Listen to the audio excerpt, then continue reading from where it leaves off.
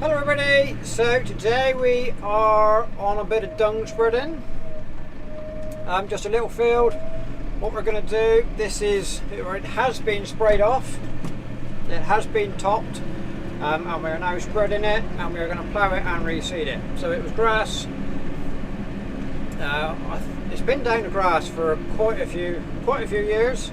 We grew a crop of maize on it in 2012, which those of you that can remember, in England, 2012 was a very, very wet year. It was a very, very bad year to try growing maize anywhere, and this particular field didn't do very well. We haven't grown maize since, and we hadn't grown it for a number of years before. It was just that one year we tried it, and it didn't work out. So I don't remember ploughing it since then, but it may have been. I can't entirely remember how long it's been down. Anyway, when we get there you can't actually tell, but it was a very bad with dock leaves, so it was sprayed off, and now it's been topped. You can actually see it does look quite tidy once it's been cut, but it was a mess, so it needed spraying off, reseeding to get rid of all those docks and hopefully start afresh. So we've nearly finished dung spreading. I've only just started filming. We're almost at the end. I've done a little bit of drone filming, we'll put on in a minute, but I've been busy this morning. I have been watching an online auction of mostly vintage stuff. Massey Ferguson tractors. There's a John Deere. I've just seen a John Deere sold and I've lost interest now. I don't care what happens to the rest of it, but I was looking. There was quite a few 100 series tractors. It's an HJ Pugh sale. If you're in England or in the UK, they are quite well known for achieving enormous prices for old stuff, and they have been doing it again today.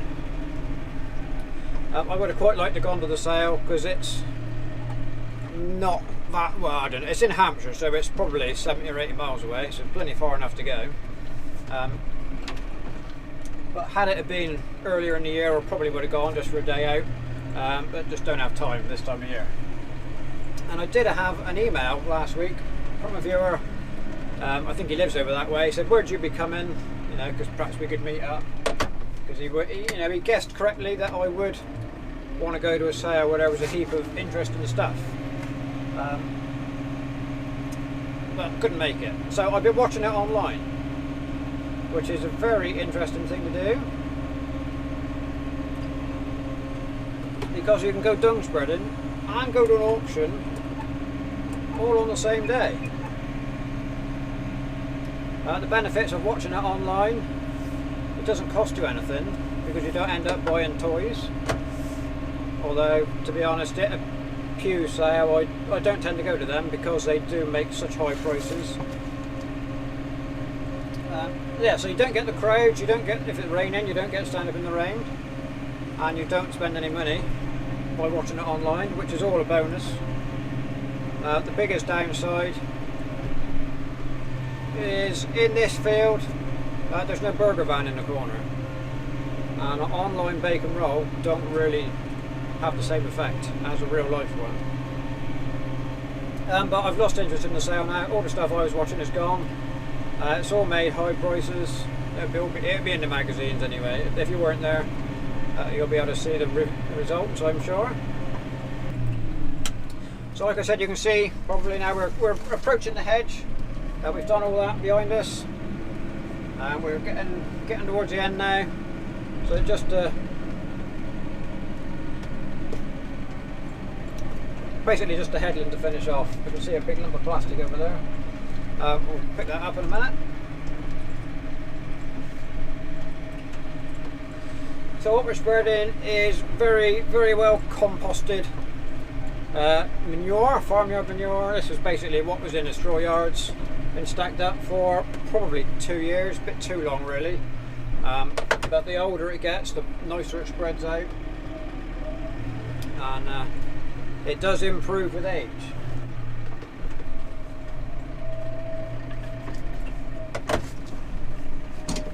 So as always, we are loading with the Kubota. Dad's on the loader. We're just spreading out with our Marshall spreader.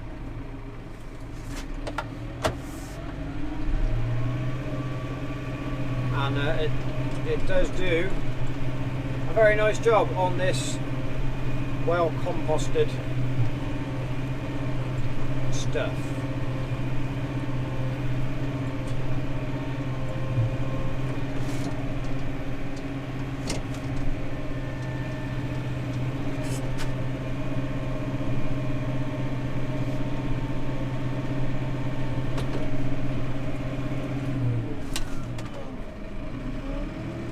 So like I said, the next job for this field, it will get the hedges cut. I might be able to film a bit of that, I don't know yet. But yeah, it's going to get the hedges done, it's going to get obviously ploughed and worked and drilled, or the seed will be broadcast onto the surface, hopefully fairly rapidly, because it's going to rain, I think after the weekend. Was it today's Wednesday? I think late Sunday rain is coming in, so we need to be all finished by then. It is late, what are we, 20 something of September? 22nd of September, which is plenty late enough really for reseeding.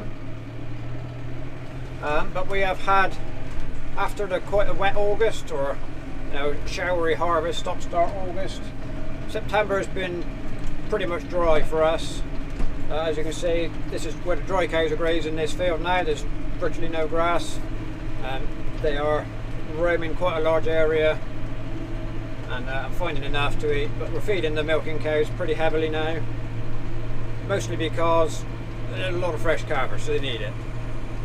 But even if we planted this grass 3 weeks ago, it might have germinated with enough moisture in the soil, but then to have a dry spell, we don't want that.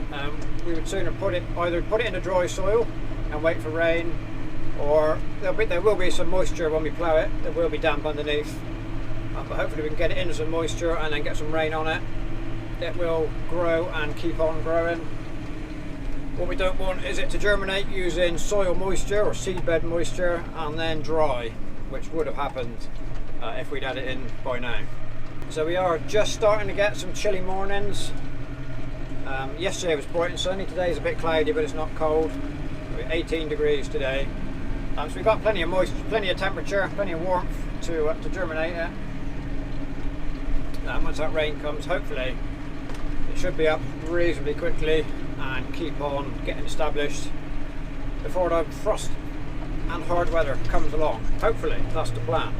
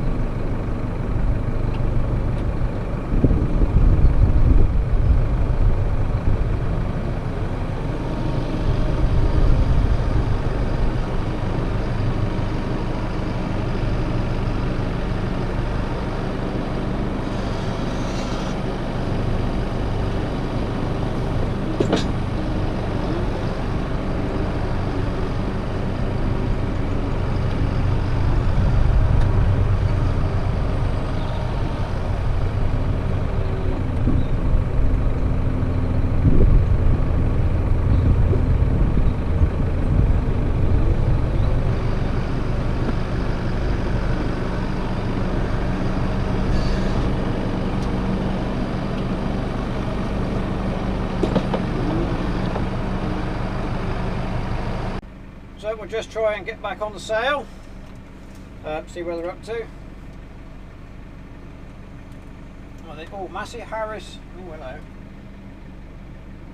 Let's get some sound. We probably, hopefully, we won't get done for copyright because it's not music. So this is a Massey Harris GP tractor. That's the very first steel wheel 4-wheel drives.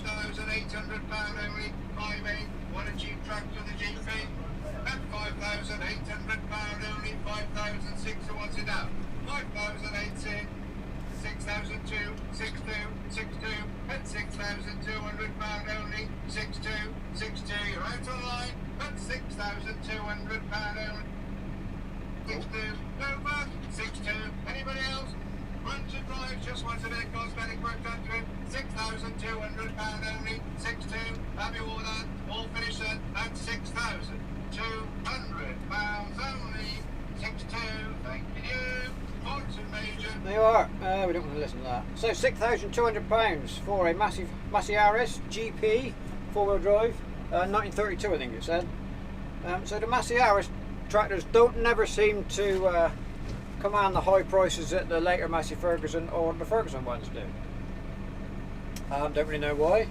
So we'll go back in history. So there was a load of 100 series, 165, 175 and all that. Let's pick out a few prices. Oh, I've gone too far.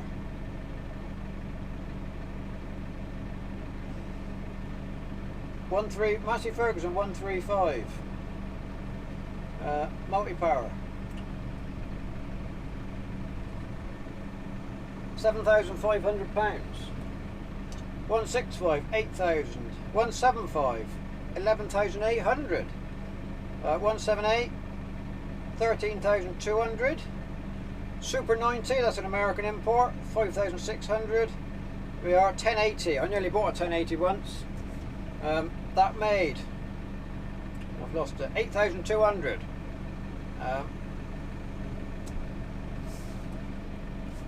And then there was an, oh hello, here we go, I've lost it again. So where do we get to?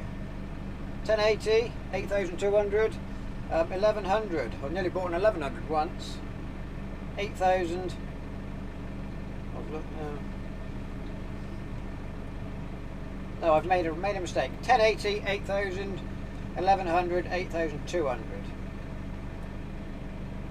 So, a big trowel, big semi-mounted plough to suit the 1,100, £2,000. So there we go. That's a bit of a summary. They are very nicely restored tractors, I have to say. They are all done up nicely. Well, according to the pictures, anyway. It would have been a nice day out to go and have a look, but just couldn't manage it.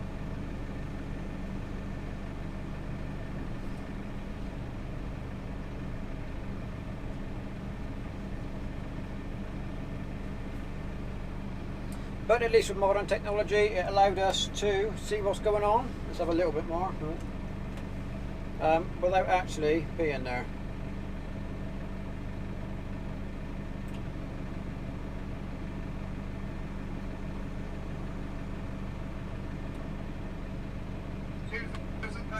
Forza Super Major, this one. 2-4, all the work's 2-8 bid, 2-8, all the work's done for you. 2-8, 3 bid, £3,000 only, 3,000 and £3,000 bid, 3,000. There we go, we're off again. 3-2, 3-2-4, 3-4, 3-4, no back 6, 3-6, 3-8, 3-8, 3-8, and 3-8. I would like to do the work on it. And 3-8 bid, 3-8, 4,000 here first, 4,000 £4,000 coming here first, sir.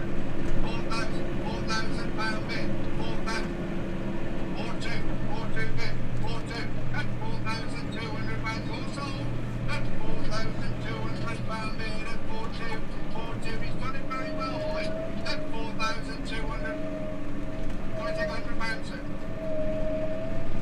I've been in there and it's sold, I promise you, and £4,200 bid, and 4-2, last call, I'm not anywhere now, order, it's sold, it's sure, £4,200 only. What's your number, please? They are £4,200 for a, was that a major or super major? I can't remember. Super major. The problem we have I'm going to say in the UK, but I expect it's everywhere, in the last 10 years or so, people like auctioneers like this, they've started putting on a buyer's premium, what they call. Basically, it's like I think it's 5 or 6%. Some is 5 or 6, some is up to 10% on top of the hammer price that you bid, which I don't agree with, and it's part of the reason I avoid going to sales like this, because it makes things expensive when it shouldn't. In my opinion, you should pay to sell something, not pay to buy something. Today is our local cattle market day. We have sent our first calf of the season, our Belgian Blue Bull, and we will get charged for the auctioneer selling that for us, which is fine. It's the way it's worked forever. And the guy that buys our calf, he will bid, let's say, a figure, £300 or whatever. He will pay £300 for that calf, take it away, and then we will get, out of that £300 they will take away a little bit for biosecurity, they call it, washing the trailer out and stuff, and they will take their buyer's commission, which is a percentage, which is fine. That's the way it should be. I don't agree with paying, so we're perfectly happy to pay to sell something. I have big problems paying extra to buy something, so that's another little reason for avoiding sales. Not everybody's the same, pretty much. They're all doing it, which doesn't seem right. With the exception of, we are quite lucky, it's not local, there's a big Wessex machinery sale down in Shaftesbury 4 times a year, and I've even met a few viewers down there, because we try and go if we can, just for a look round. Yeah, so it's nice to meet some viewers down there, but the good thing about those is they don't yet, they probably will at some point, they don't charge that buyer's premium. So, but I'm sure it's coming. Anyway, so Dad quite often says to me when we go to the sale, why don't you take your camera and have a little film of it? And I say, yeah, I should do it, but I've never done it yet. Part of the reason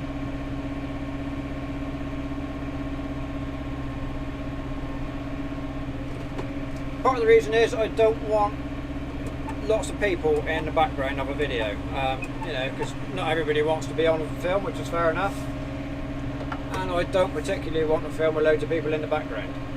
But leave a comment if you want a video one day of that collective machinery sale, the Wessex sale. Leave a comment, and perhaps end of October, if we get to go, maybe we'll do a video if there's enough demand.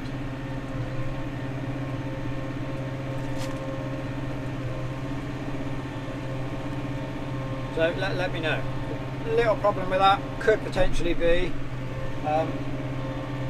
if somebody's called his boss in sick because he doesn't want to go to work that day, he wants to go to the sale, he might end up on the video and get in trouble. But then that's your own fault for telling lies.